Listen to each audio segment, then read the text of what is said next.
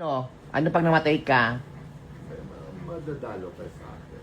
Marami kayong dadalo sa akin. Pumanaw na ang veteranong entertainment columnist, radio personality, talent manager, at showbiz writer na si Jobert Socoldito sa edad na 65. Kinumpirma ang malungkot na balita ng kanyang malapit na kaibigan at co-host sa OOTD Jobert and Chaps, na si Chaps Manansala, na nagbahagi ng emosyonal na mensahe sa Facebook. Hindi ko alam what I'm feeling now. Calls and messages are overflowing, sorry kino-compose ko pa sarili ko. Ang sakit na sabihin na wala na po si Nanay Socoldito Jobert. We will update you, right now I have to wait for the hospital's advice. DOA at Philippine Heart Center.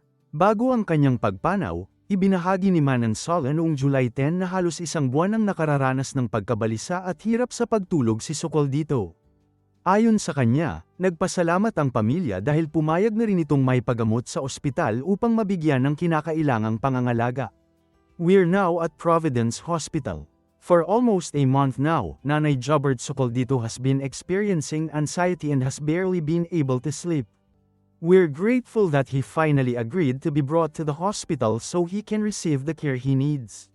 We sincerely ask for your prayers for his fast recovery, healing, and strength. Makalipas lamang ang 2 araw, noong July 12, ibinahagi ni Manansala na nakauwi na si Socoldito mula sa ospital at muli silang nagkasama para sa kanilang YouTube livestream sa OOTD Jobert and Chaps. May lumabas ding video na sinabi ni Jobert na nagpaalam siya, nag-sign ng waiver na uuwi na siya, dahil sa financial na aspeto at ipagpapatuloy na lang ang gamutan sa bahay. Sumunod pa ang ilang Facebook posts ni Manansala at Socoldito noong July 15, 17, 24, 29, at 31, kung saan makikitang magkasama sila sa kanilang mga livestream sa YouTube.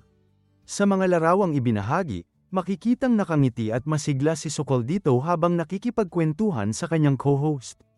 Bagay na nagbigay ng pag-asa sa kanilang mga taga-suporta na unti-unti nang bumubuti ang kanyang kalagayan. Gayunman, ilang araw lamang matapos ang kanilang huling livestream, ibinahagi ni Manansala ang malungkot na balita ng pagpanaw ng veteranong entertainment columnist. Sa loob ng maraming dekada, isa si Jobert Socoldito sa mga pinakakilalang personalidad sa entertainment journalism. Nakilala siya bilang entertainment columnist, radio host, talent manager, at komentarista na hindi natatakot magbigay ng kanyang opinyon tungkol sa mga isyu sa industriya ng showbiz. Bamahan ang pakikiramay mula sa kanyang mga kasamahan sa industriya, kaibigan, at mga tagahanga ang social media kasunod ng balita ng kanyang pagpanaw. Kasunod nito, inilabas na rin ang detalye ng burol ni Jobert Socoldito. Ayon sa inilabas na anunsyo, ang burol ay gaganapin sa Loyola Memorial Chapel sa Commonwealth Avenue, Quezon City. August 2, Linggo, para lamang sa immediate family. August 3 to August 6, Lunes hanggang Huwebes, bukas sa mga kaibigan at publiko upang makapagbigay ng kanilang huling pagpupugay. August 6, Huwebes, 4 p.m., isasagawa ang cremation sa Loyola Memorial Chapel.